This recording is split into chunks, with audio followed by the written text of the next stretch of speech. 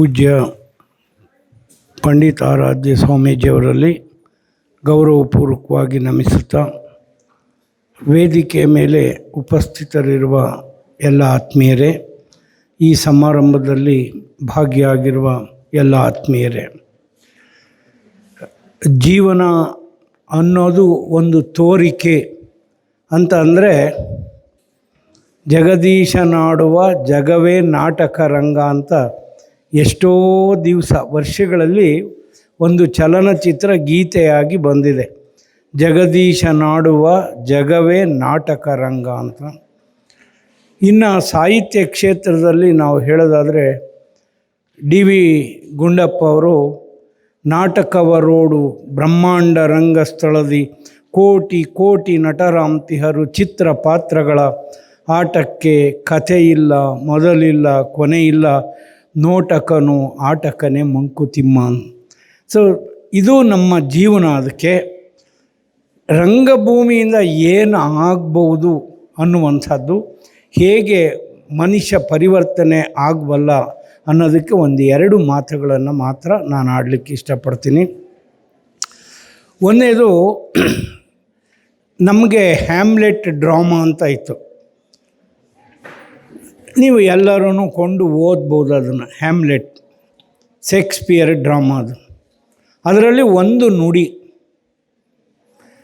Neither a borrower nor a lender be, neither a borrower nor a lender be thy costly but thy purse can buy. ಇದು ಒಂದು ಮಾತು. ಅದರಲ್ಲೇನು, ಅವ್ರ ಮಗನಿಗೆ ಇನ್ನೊಂದು ಪ್ರದೇಶದಲ್ಲಿ ವಿದ್ಯಾಭ್ಯಾಸ ಮಾಡೋಕ್ಕೆ ಹೋಗುವಂಥ ಮಗನಿಗೆ ಪೊಲೋನಿಯಸ್ ಅನ್ನೋ ಒಂದು ಕ್ಯಾರೆಕ್ಟ್ರು ಬುದ್ಧಿವಾದ ಹೇಳ್ತಾರೆ. ಏನಂತ, ಮಗು ನೀನು ಬೇರೆ ಊರಿಗೆ ಹೋಗ್ತೀಯಾ, ನೀನು ಖರ್ಚು ಮಾಡು, B thy costly but thy purse can buy.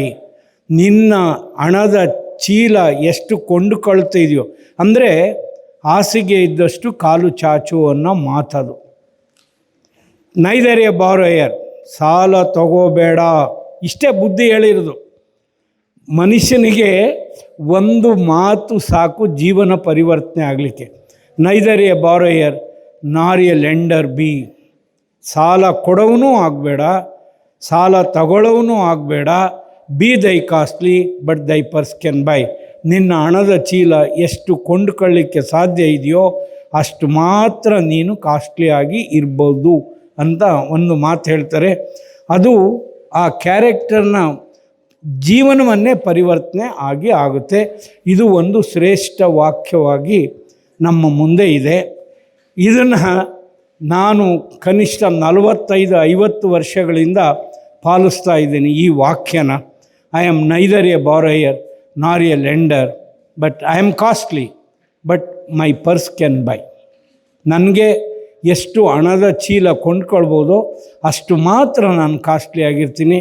ನನಗೆ ಯಾವ ನೋವು ಕೂಡ ಇದುವರೆಗೂ ಇಲ್ಲ. ಮನೆ ಮುಂದೆ ಯಾರು ಬಂದು ಸಾಲ ಕೊಟ್ರಿ, ಸಾಲ ತಗೊಂಡಿದ್ರಲ್ಲ ಅಂತ ಬ್ಯಾಂಕ್ನವರಾಗಲಿ ವ್ಯಕ್ತಿ ಯಾರೂ ಕೇಳ್ತಾ ಇಲ್ಲ.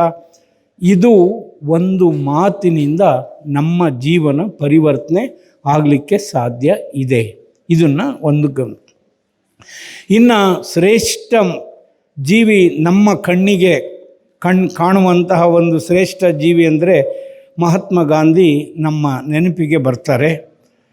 ಅವರು ಯಾಕೆ ಸತ್ಯವನ್ನು ಆಚರಿಸಿದರು, ಅಹಿಂಸೆಯನ್ನು ಆಚರಿಸಿದರು, ಸತ್ಯ ಮತ್ತು ಅಹಿಂಸೆಯಿಂದ ಒಂದು ಬೃಹತ್ ರಾಷ್ಟ್ರಕ್ಕೆ ಹೇಗೆ ಸ್ವಾತಂತ್ರ್ಯವನ್ನು ತಂದುಕೊಟ್ರು ಅನ್ನುವಂಥದ್ದು ನೀವು ನೋಡಿದ್ರೆ ಈ ನಾಟಕ ರಂಗ ಮತ್ತೆ ನಮಗೆ ಒಂದು ಯೋಚನೆ ಮಾಡೋ ಥರ ಮಾಡುತ್ತೆ. ಅದು ಯಾಕೆ ಅಂದರೆ, ಅವರು ಸತ್ಯ ಹರಿಶ್ಚಂದ್ರ ಬಾಲ್ಯದಲ್ಲಿ ಸತ್ಯ ಹರಿಶ್ಚಂದ್ರ ನಾಟಕವನ್ನು ನೋಡ್ತಾರೆ, ಶ್ರವಣಕುಮಾರನ ನಾಟಕವನ್ನು ನೋಡ್ತಾರೆ. ಆ ನಾಟಕವನ್ನು ನೋಡಿ ಅವ್ರಿಗೆ ಪ್ರಭಾವ ಆಗುತ್ತೆ. ಓ, ನನ್ನ ಬದುಕನ್ನು ಕಟ್ಕೊಳ್ಳೋದಾದರೆ ನಾನು ಸತ್ಯವಂತನಾಗಿ ಬದುಕ್ತೀನಿ ಅಂತ ಹೇಳ್ತಾರೆ. ಸತ್ಯ ಹರಿಶ್ಚಂದ್ರದ ನಾಟಕ ಅಲ್ಲಿ ಇರುವಂತಹ ಏನೇ ಕಷ್ಟಗಳನ್ನು ಕೊಟ್ಟರೂ ಕೂಡ ಸತ್ಯ ಪರಿಪಾಲನೆಯೇ ನನ್ನ ಮುಖ್ಯ ಉದ್ದೇಶ ಅಂದರೆ ಅದನ್ನೇ ಗಾಂಧೀಜಿಯವರು ಅನ್ನಿಸ್ತಾರೆ. ಒಬ್ಬ ಶ್ರೇಷ್ಠ ಮಹಾತ್ಮ ಆಗಿ ನಮ್ಮ ಜೀವನದಲ್ಲಿ ನಾವು ನೋಡ್ಬೋದಾದಂತಹ ಒಂದು ವ್ಯಕ್ತಿ ಮಹಾತ್ಮ ಗಾಂಧಿಯವರು. ಸೊ ಅದು ಶ್ರವಣಕುಮಾರ ಅದೇ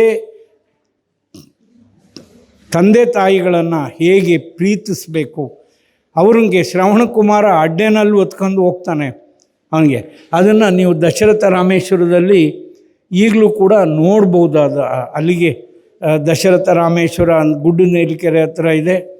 ಈಗಲೂ ಕೂಡ ಅಡ್ಡೆನಲ್ಲಿ ಹೊತ್ಕೊಂಡು ಹೋಗೋ ಅಂಥ ಒಂದು ಚಿತ್ರವನ್ನು ನೀವು ನೋಡ್ಬೋದು. ಅಲ್ಲಿಗೆ ಹೋದರೆ ಅಲ್ಲಿ ಒಂದು ಕಥೆ ಇದೆ, ಪ್ರತೀತಿ ಇದೆ. ಇಲ್ಲೇ ಅವರು ನೀರು ಕುಡಿದಿದ್ದು, ಪ್ರಾಣಿ ಸೌಂಡ್ ಬಂದಿದ್ದು, ಬಾಣ ಬಿಟ್ಟಿದ್ದು ಅನ್ನುವಂಥ ಒಂದು ಪ್ರತೀತಿ ಇದೆ. ಅದೇನಾದರೂ ಆಗಲಿ, ಆದರೆ ಮಹಾತ್ಮ ಗಾಂಧೀಜಿಯವರ ಜೀವನದಲ್ಲಿ ಶ್ರವಣಕುಮಾರನ ಕಥೆ, ನಾಟಕ ಒಂದು ಪ್ರಭಾವ ಬೀರಿತು ಅನ್ನುವಂಥದ್ದು ಒಂದು ಸತ್ಯವಾದ ಸಂಗತಿ. ಸೊ ಆದ್ದರಿಂದ ಆತ್ಮೀಯ ಬಂಧುಗಳೇ, ಈ ಶುಭ ಸಂದರ್ಭದಲ್ಲಿ ನಿಮ್ಮೆಲ್ಲರಿಗೂ ಕೂಡ ವಿಶ್ವ ನಾಟಕ ರಂಗದ ದಿನಾಚರಣೆಯ ಈ ಶುಭಾಶಯಗಳನ್ನು ತಿಳಿಸ್ತಾ ಒಂದೇ ಒಂದು ಮಾತನ್ನು ಹೇಳೋಕ್ಕೆ ಇಷ್ಟಪಡ್ತೀನಿ. ನಾವು ದೊಡ್ಡ ಮನುಷ್ಯರಾಗಬೇಕಾಗಿಲ್ಲ, ಜೀವನದಲ್ಲಿ ಒಳ್ಳೆಯ ಮನುಷ್ಯರಾಗಬೇಕು ಅಷ್ಟೇ. To be great is not great, to be great is not great, to be good is great. ದೊಡ್ಡ ಮನುಷ್ಯರಾಗುವುದು ದೊಡ್ಡತನವಲ್ಲ, ಒಳ್ಳೆಯ ಮನುಷ್ಯರಾಗುವುದು ದೊಡ್ಡತನ. Let's be good and do good. Thank you all.